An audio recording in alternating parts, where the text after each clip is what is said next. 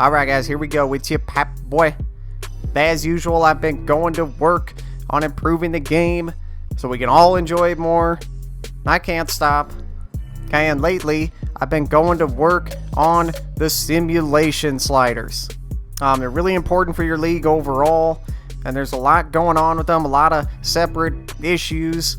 But we'll get everything straightened out over the next couple videos. You'll see what I'm talking about. I've already done all the testing, so we're good. But the first thing we got to do is take care of this right here, the simulation difficulty slider. Now, this thing is just weird because there's no like one size fits all setting. Unlike most other things in the game, it just doesn't work that way.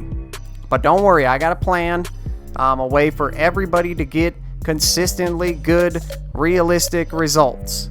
Okay, but first of all, what are we actually trying to accomplish with this thing? What's the point?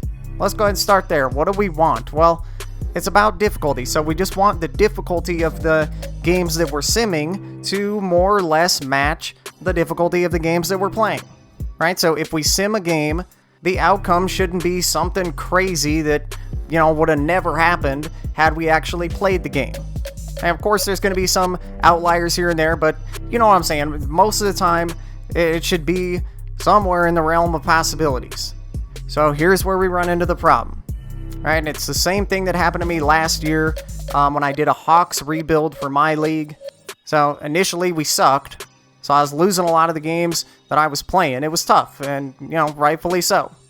But then I would sim some games, and it would come out with us like beating the Bucks or the Raptors by double digits, going on like 5-game winning streaks. You know, things I know we shouldn't be able to do. So I realized I wasn't getting anywhere. I knew I kind of needed to, you know, change the way I looked at this slider. So I began to test it in a different way. So what I did for the first couple seasons when we were no good, I would put this at a very high setting. Right? And then as we got a little better, I would lower it. And that worked great. So I tested it that way this year to find the right numbers based on that system. And now that I've found the right range for 2K20, it's working great again this year.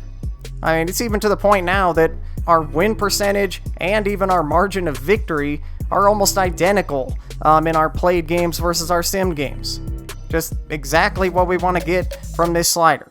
And with this system, I'm getting it consistently. Alright, so let's get to the specifics. Let's get to the numbers. Here's what we need to do to get that for everybody. It's all about defining a range. So what we need to do, we're going to have boundaries. So we're going to have the high boundary be at 85, and then the low boundary be at 45. So that's our range, 85 to 45. So let's say you have one of the worst teams in the league, like you're just starting a Knicks rebuild. Sorry, Knicks fans, but that's when you'd want to put this setting all the way up to the top of the boundary at 85. So that's if you're at like the bottom of the barrel. Now let's say you're somewhere right in the middle around league average. Well, of course, that's when you'd want to put it right in the middle there at 65. And then of course, you know where I'm going. If you got one of the best teams in the league, like let's say you got the Clippers or something, that's when we want to come down to the low end, of course, and put it all the way down to the bottom of the boundary at 45. So it's not going to be, it can't be a one size fits all with this setting. That's the only way to get good, realistic results consistently. So how do you determine exactly what to do for you? Well, here's what I do. So first of all, I set this slider, I do it once per season. And of course, the first thing I do is I'll look at my roster and compare it to the rest of the league, just talent-wise. Right? But that's only half of it. The other important part, you want to make sure I'll always actually play the first, you know, handful of games per season. I'm not going to start simming right off the bat because I don't know yet. So I'm looking at the roster and overall ratings, but I'm also getting a feel for, you know, just how good are we actually? How tough are these games that I'm playing?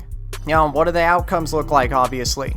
So then once I feel like I got a good handle on it, you know, then I'll make the decision and set it somewhere between 45 and 85 based on that assessment. And then, you know, well, I haven't needed to do this yet, but if you end up needing to tweak it just a little bit down the road, that's fine. Just as long as the level of competition is similar to that of the games that you're playing, we're good. I told you it was weird. I didn't lie to you. but I believe 100% it's the only way to do it. Guys, so get in there, try it out, let me know what you think. Comment section is always open, and I do read them. I try to reply to as many as possible, but pop that like button too if you enjoyed, if you found this video to be helpful for you. I appreciate you. I love all you guys who, care about the game like I do. It's awesome to see, and if you're on the same page with me and you're not already, go ahead and subscribe. We still got the rest of the simulation sliders coming up in the next video. Don't forget about those. Hit your notifications on, by the way. Keep yourself up to date on that and everything else.